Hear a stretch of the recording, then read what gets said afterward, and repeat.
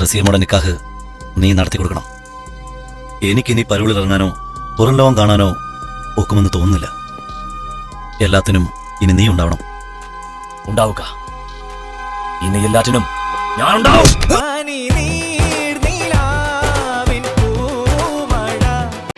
നിന്നെ ഞാൻ ചതിക്കില്ല.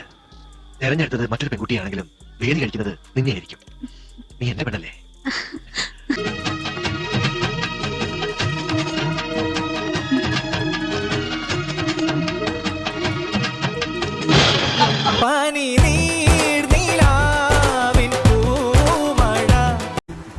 എനിക്ക് കിട്ടിയ അവാർഡുകളെല്ലാം സിനിമയിലെ എന്റെ അഭിനയത്തിനാണ്.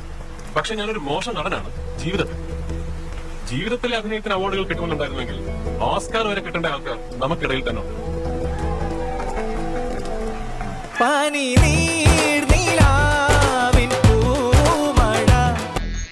ആ വെഹിക്കിൾ ഇൻസ്പെക്ടർ മാറി ഒരുപാട് നിരസിച്ചപ്പോ തന്നെ സംഭവം തണുത്തു. ഇനി എങ്ങനെയാണെന്ന് മൂപ്പിക്കണമെങ്കിൽ ഞാൻ പറഞ്ഞ വഴി മാത്രമേ ഉള്ളൂ. ഒന്നും അറിയില്ല. അതൊരു മാതിരി ചെറ്റത്രത്തിന് വകുപ്പിൽ വരും. അപ്പൊ ഇതുവരെ ചെയ്തൊക്കെ ഏത് വകുപ്പ് പെടും?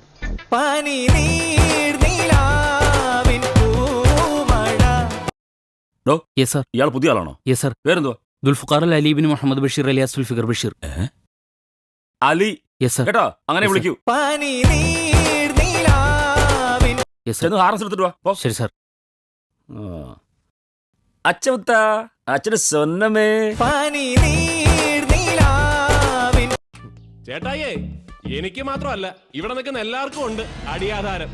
ഇനി ഒരടി മുമ്പോട്ട് വെച്ച ചാവിട്ടി അടിപ്പണ്ടം കലക്കി കൈ തരിഞ്ഞാൻ. എങ്കി ഇങ്ങോട്ട് വേണം. നീ വടതണ്ടി. അന്ന് തന്നെ ശ്രീ അമൃതാനന്ദ ഋഷിയുടെ ഭക്തി പ്രസംഗമുണ്ട് കണ്ണമ്മാലി കടപ്പുറത്ത് നട്ട വെയിലത്ത്. തന്നെ അവിടെയാ ഞാൻ ഇട്ടിരിക്കുന്നത്. താൻ അവിടെ ഡ്യൂട്ടി ചെയ്തിട്ടേ നാമം ജപിച്ച് നിന്നാ മതി. താനും ഒരു ഋഷിയാണല്ലോ. അതിനെന്നേക്കാളും നല്ലത് സാറ് തന്നെയാ. ഒന്ന് തന്നാലുണ്ടല്ല ഒരു പട്ടി ചോദിക്കാൻ പറ്റില്ല.